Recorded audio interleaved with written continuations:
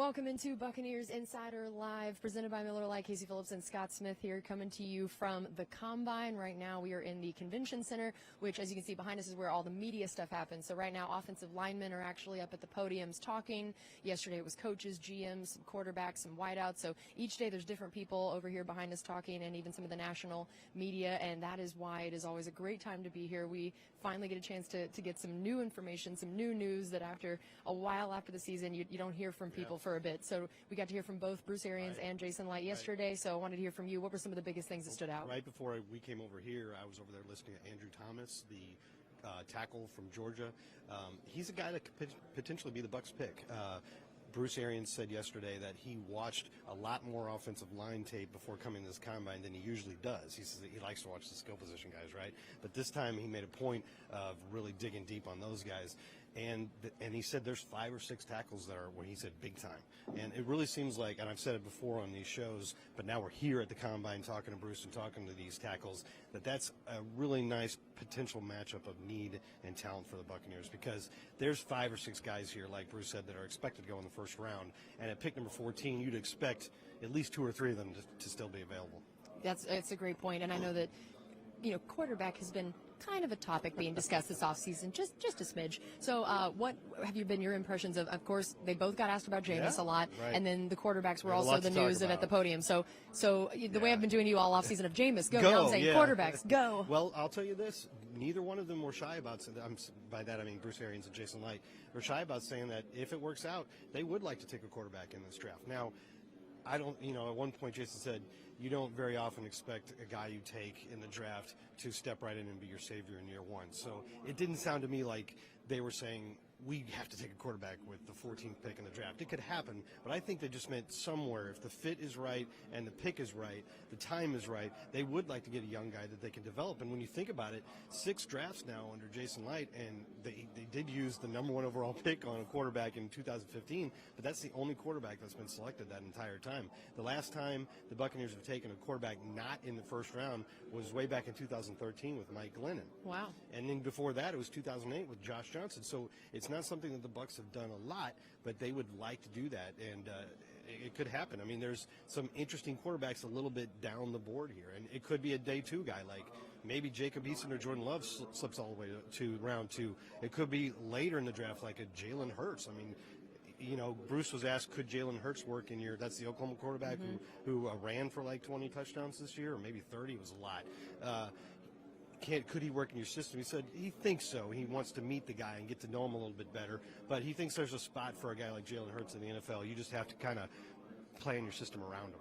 Interesting. And I always love hearing that even the idea of fitting into the system, that they feel like meeting with the guys can help them know that. You think that that's just a tape thing, but it makes me so jealous of like wanting to hear what those meetings, especially the formal interviews, are like. Well, some of it Bruce actually said, because they asked him, how do you test these guys, especially the quarterbacks, their mental acuity. He says, well, with the quarterback, what you do is you put them at the board.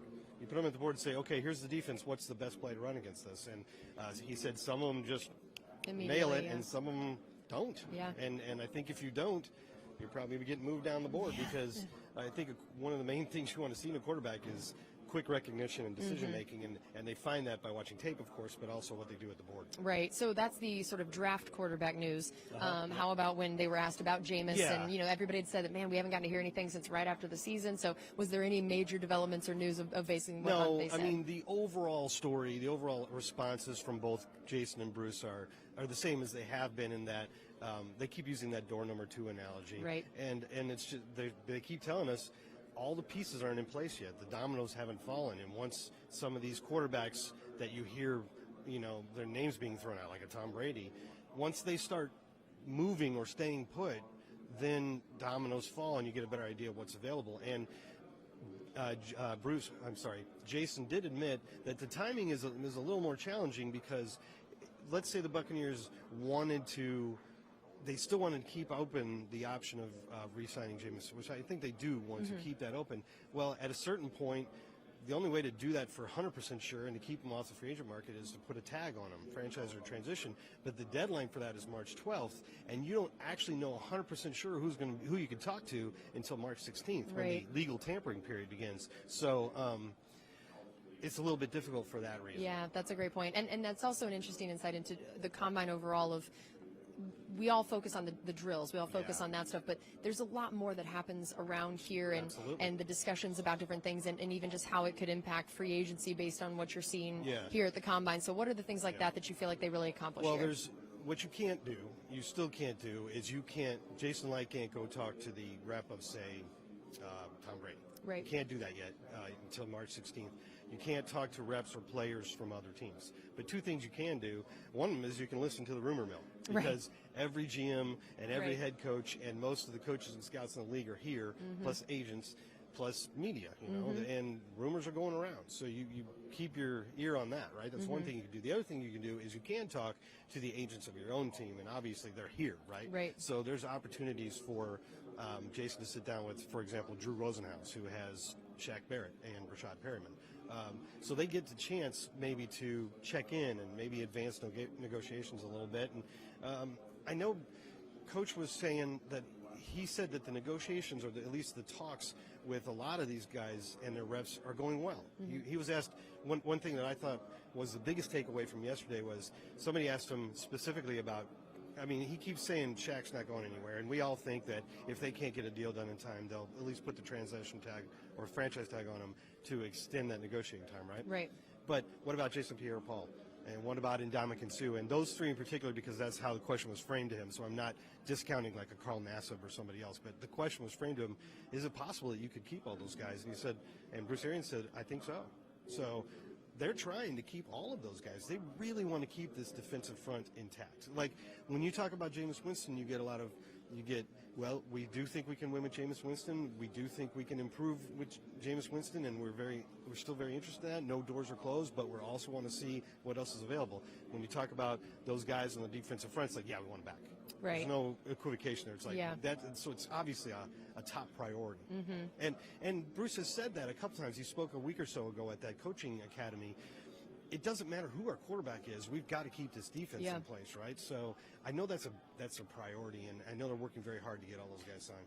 And one thing that'll be great about even just seeing some potential new talent on that side of, depending on who all you can, because maybe you're in a position where you can't bring everybody back, that I know that I believe that our defensive line coach is actually one of the people getting to help with the drills on the field. Okay. And I was thinking about how cool I believe it's him and Harold Goodwin, who helps with the offensive line, and T-Mac, as we call him, Todd Maynard, who does running back stuff. And I thought, man, if you're going to look at some positions that the Bucs could be interested in this draft. The right guys on the field, and how cool it is for them to get to be down there interacting with the guys, that you're not just watching from a suite way up high and just kind of watching, what their 40 time is, whatever.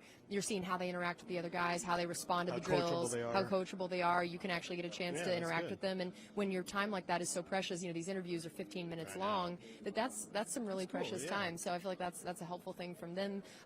We were talking about negotiations earlier, and I know a lot of the news today has been about the new CBA that's being proposed. Talk about negotiations. Boy, another room I would love to be a fly on the wall in. So there have been some developments. I know that's another thing that happens at the Combine in a lot of ways. People are meeting and trying to work all of this out. So nothing has been done yet as of when we've been shooting, this show. If people are watching it later, there's rumors that it could be. There's a meeting. That there could be done as soon as today. Wow.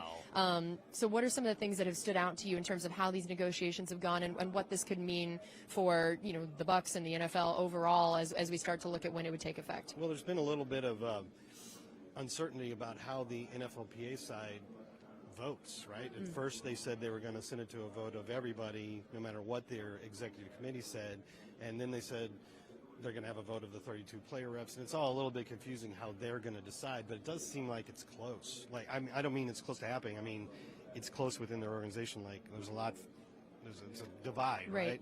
I still think both sides are very motivated to get this done soon, right?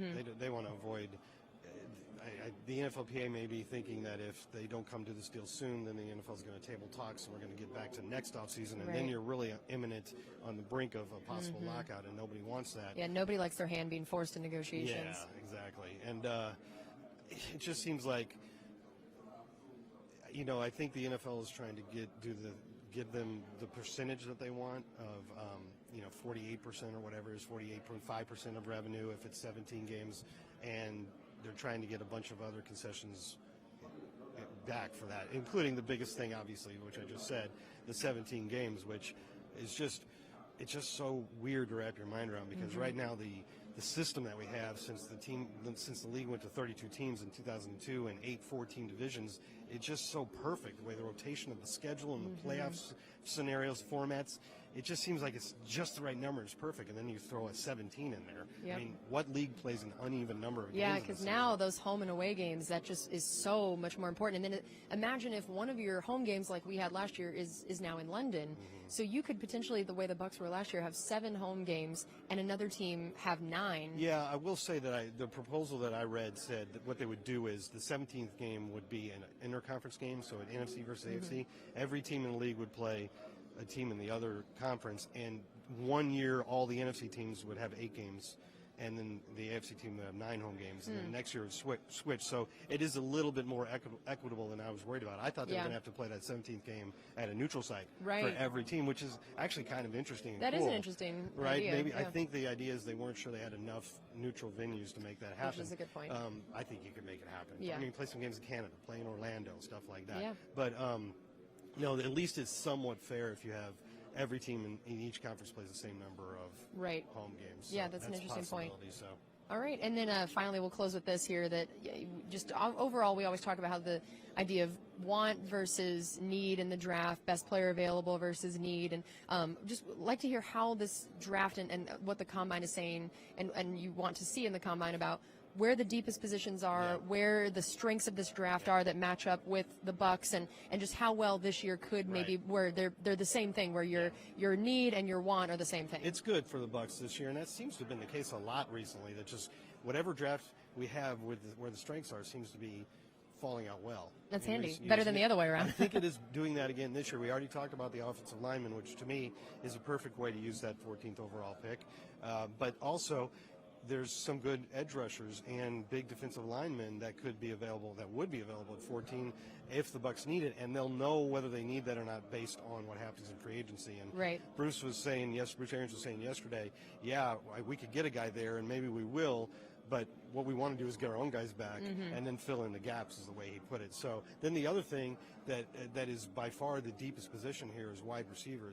There are several people saying that there are 25 to 27 receivers that are worthy of a first through third round pick in this draft. That's like one for every team. You know? That's why I think it's possible that even though you have Mike Evans and Chris Godwin on this team, and they want to sign Chris Godwin to an extension, so you're going to have 2 highly paid receivers that you want around for a long time that are clearly your starters. I still don't think it's crazy at all to think the Buccaneers will take a receiver in the middle rounds, and it probably has to do with whether or not Rashad Perryman is back. Because if Rashad Perryman isn't back, you still have Scotty Miller and you still have Justin Watson, but I wouldn't say those are definitely proven third options yet. Right. And if you can get a guy in this draft that you think can play right away and be your third receiver, remember, third receivers play a lot. You know, that's like 60% of the game in 3 receivers. We saw how important Rashad Perryman was to the end of the year. Right. So I think it would be the kind of thing where you don't go into this draft thinking receiver is your biggest need, but since it's so deep, you're going to be sitting there in the third round looking at a guy like Chris Godwin. You know what I'm saying? The guy that's that good or that fast. And it wouldn't surprise me at all to see the Bucs take a receiver like, say, in the third round. Wow, interesting. That is definitely the deepest position here, and everybody's raving about those guys. And there's a wide variety. There's big and tall guys, smaller guys, faster guys, quicker guys. There's just about any type of receiver that you want. That's awesome. All right, well, that's going to do it for us here on this Buccaneers Insider Live from the Combine. Thanks so much for being with us, and we'll be back next week over at the Advent Health Training Center answering more of your questions now that we will know a lot more about this potential upcoming drafts. We'll see you then.